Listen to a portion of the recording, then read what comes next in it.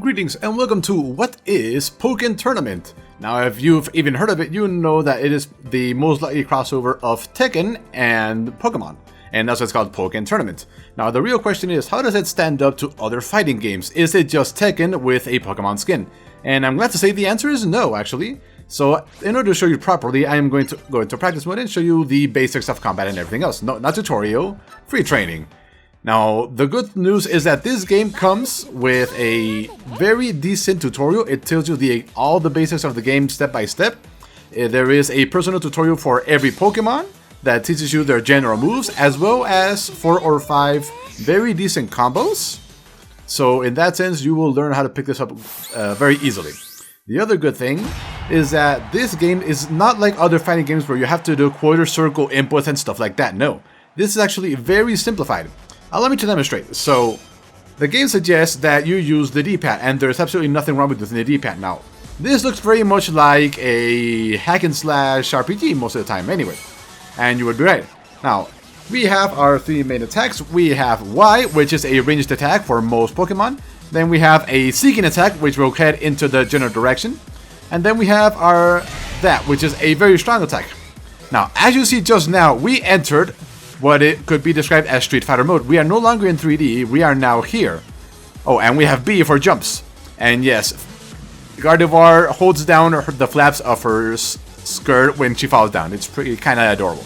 But anyway, as you can see, certain attacks will turn you in, will put you in Street Fighter 2 mode, or 2D, and then other attacks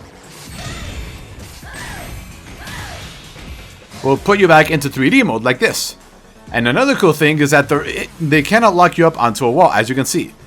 Because I locked her up against the wall and slapped her pretty hard, she got bounced back to the center of the arena. And that brought us back into this mode, which is field phase. You can see it down there in the bottom right, what they're calling it. And that's how the game progresses. You transition between one and the other. And that's how the game usually goes. Now, these things are for our burst bar right there that you can see above our portraits. I have it so that they're infinite, but I'll go that in a little bit. So, attacks.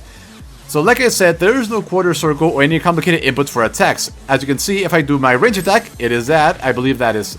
And then if I press backwards, like from my character, so down, in this case, backwards and Y, it's a different attack. And then if we press up, it's a different attack. So yeah, there are no difficult inputs in this game, which is absolutely awesome. So as you can see, this is Y again. The attack completely changed it. Then we have a slide. Then we have an arrow. Then we have that. And then we have that. And then we also have attacks that vary in the air. So yes, the attacks are very easy to figure out. Which makes this very easy to play. Oh, there are grabs. And they're very, very fancy. And we also have counters. Now that right there is a counter. Now, as long as I am holding this pose, so I can do it like that to stop one attack and then counter attack instantly, right there. That is with X and A, and then throw it with Y and B. Now, this can hold up, that can stand up to 3 attacks if I'm charging up completely. And just like in any other game, after a certain attacks, you are left open. Like right there, you can see that, if I back up a little bit, after I do that, I am vulnerable for about half a second. If they block, which in this case is just backwards like in any other game, they could counter-attack and do everything else like in any other game. And yeah, that really is about the simplicity of the combat system, outside of supports. So when you are going into the fight, you can choose between 3 different sets of support Pokemon that can help you out. So if we go over here and we go to change Pokemon, and we head on over to our profile, we'll be able to see the ones we have unlocked so far. So if we go over here, let's go back all the way to the main menu, which is a fancy little world map here. Now let's see Pokemon settings. Here we go. You can see them right there. Support Pokemon. Here we go. So as you can see, we've got these. These are the defaults that you start the game out with. They each do different things. They charge up their little support bar at different speeds, and they all do things very differently. Amonga and Fennekin right there are the usual ones you use. But if you say we want to change them up, we'll see that we can unlock quite a few other ones. I am not sure how you unlock them, but you can. Since we're already in this menu, I might as well go over that. When you start the game, you can create your little avatar right there. Let's see if we go to profile settings, I believe avatar customization. You can see that we can unlock quite a bit of things. Now this little long hair with the cat ears, I unlocked by touching one of my amiibos here. You can unlock random things with it. And as you can see, most of the stuff that are different hair, you can buy with the money you get just while playing the game. Those 99,000 like there, you can buy anything from that. And there's all sorts of stuff. There's freckles, there's glasses. That's for the little thing there that they call the harmonizer, I think it is. Simple scarf, different types of outfits. I also unlocked the schoolwear outfit, but with another amiibo, I think. Then you've got backgrounds for your trainer to make them look a little bit more. And then all this stuff. And you can all that stuff from the very beginning.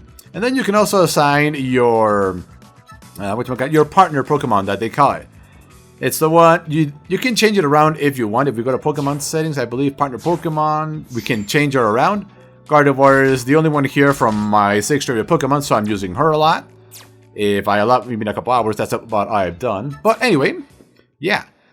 As you can see, Pokken Tournament is actually a pretty deep fighting game that is also very simple.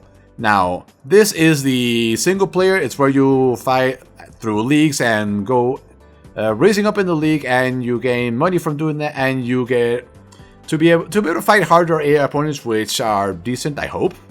This is for, you got that single battle, practice room you already saw. This is the online battles where you can fight against other people.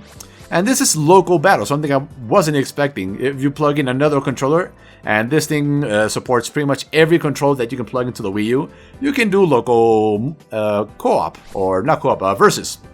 So yeah. So while we're over here, since we're over here, let's go into the league and do some fighting so you can see how fighting, well, progresses throughout the game. And we gotta beat all 5 of these people. Well, maybe not beat, but fight them and get a good standing to keep raising our rank to go to the next league, and so on and so forth. So here's what I was telling you, that you can pick any one of these sets. So if you go back and you look at the Pokemon that they're going to be using, you might want to say, well, they've had a lot of close fighters, so we might want Fennekin here because she pushes them back. Or if they have a lot of range, we could go with Frogadier here, who launches shurikens that does pretty good damage, and comes along with Eevee that heals us around a little bit. But I have no idea what they're going to do, so we're going to stick with the first one. It's pretty decent general purpose. Umonga charges up pretty fast, and it's Pikachu. Let's see. It loads up decently fast, and yes, the arenas do vary in sizes, which is very interesting.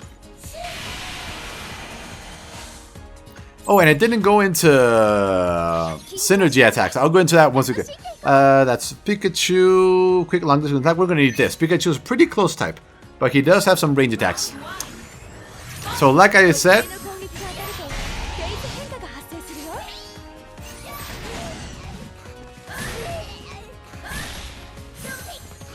come on, come on.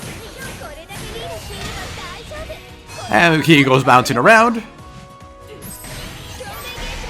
Back into 2D mode.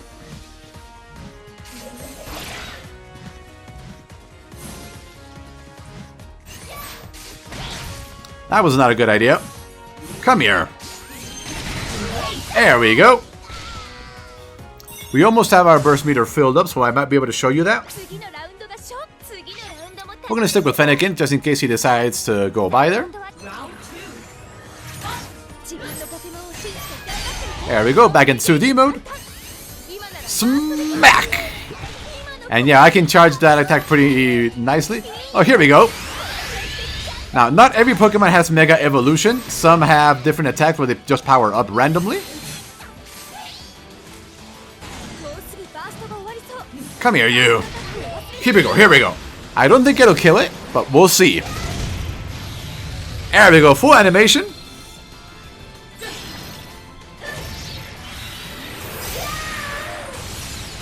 And no, it did not kill it. It doesn't deal complete damage. And yes, the victory poses do change when you're in your Mega form, or in Synergy form, I guess you could call it. And yeah, that is pretty much, and there we have our grade.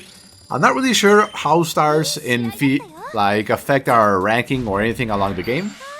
Oh, We leveled up to what? Nope, we have not leveled up. So as you level up by playing the game, you can assign different stats to your Pokemon right there. Because I'm a little on the offensive side, I am assigning all my points to attack. I'm not really sure how it's going to affect. The good news is that once you assign a point, you can go back to the main menu where you can adjust things, and you can redistribute points as you wish. So you're not stuck with the decision, so you're free to experiment.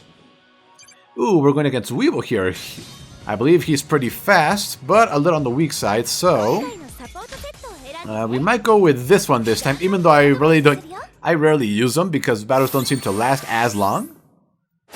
But Weevil is a speed type, so hopefully Frostlass, if we manage to get her, will push her back a bit. This arena is a little on the smaller side, as you can see.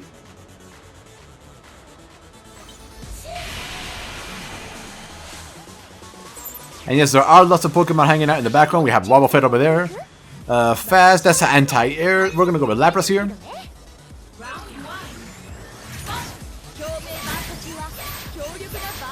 Nope. Yeah, the computer can be a little silly sometimes. Come here, come here. Bounces back into the arena. Come here.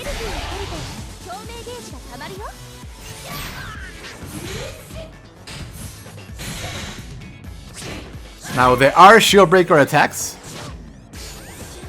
We can do this.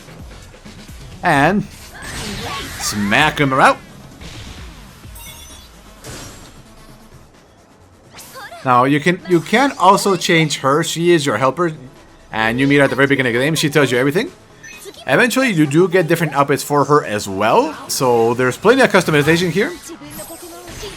One thing I did notice is that I was hoping that the alternate colors for Pokemon would be their shiny forms, but it does not seem to be the case, unfortunately. Oh, there you are. I was wondering where you went. And yes, I have teleport. I think I'm just gonna land on top of you, thank you. Smack. Okay, a little bit more damage before we finish this. There we go. Let's end this. Did we grab him? Did we grab him? Nope, we did not. Sneaky little bit fellow here. Now this is the very beginning of the game. This is like the beginner's league, so don't expect any very difficult fights here. Yeah, pretty decent all around, about average, I would guess. And yes, the voice of your helper there does start out in English. It's okay. You can change it to Japanese if you want to from the menu. Back into attack. That's what I'm doing. 7 battle win streak. It really isn't that hard.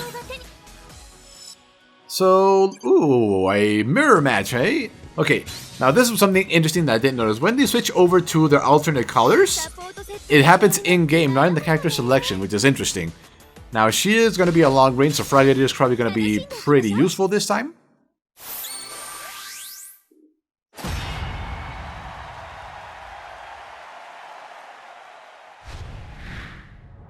Now, once she loads in, she should... Ooh, there was a Slugmar. There it is, right there. She changed around and got an armband. The red doesn't look too bad. I would have liked to see her shiny version as a color alternate, but maybe it's unlocked. We're going to stick with Frogadier because she is going to be a ranged fighter.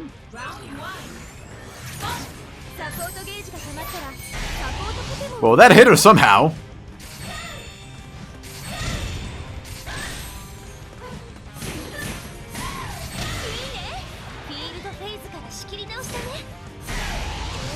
And will she bounce? Nope, she did not bounce. We're going to grab that.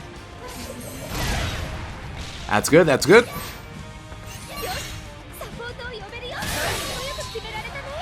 So there is a strong attack. I believe your X is a strong attack. The first hit does not guarantee to break shield, but if you charge the second attack in the streak, it will break a shield.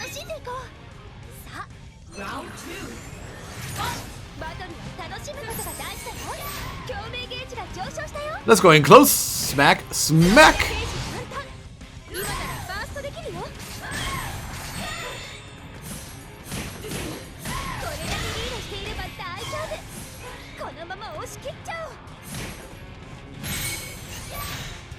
Oh, that's how we want to play, huh? Okay, let's do this. Full animation, yes! Now, if you don't get the full animation for Gardevoir's Synergy Burst Attack, it acts like a very big ball that goes in a straight line. Kind of like Dhalsim's Fireball in Street Fighter V. It's very similar to that. But because this is a 3D plane, depending on how you use it, they may be easy to dodge it or not. I'm not sure if that's a lot of money or not. It probably isn't. Ooh, 2 level ups and 1 in this little video. Alright. Don't mind if I do. That's 5 attacks, so let's start going into defense. Synergy is how quickly your synergy bar, your ultra meter for other names, fills up. And your support bar is how quickly your support Pokemon charge up. Now, as you can see, if I leave right now, it kind of ends this. So anyway, hopefully you find this informative. As you can see, Pokken Tournament is not just any other fighting game, and it's not just a copy of another fighting game. It really is its own thing. It takes a few ideas from other games like the assist from Marvel vs. Capcom, the 2D fighting style from Street Fighter, and the 3D fighting style from Tekken. So a lot of places have lent their ideas to this game, willingly or not. And the combat system is simplistic but deep enough with all the varied Pokemon that don't repeat any moves at all, and each have their own strengths and weaknesses along with varying degrees of HP. So yeah, thank you for watching, and I will see you next time.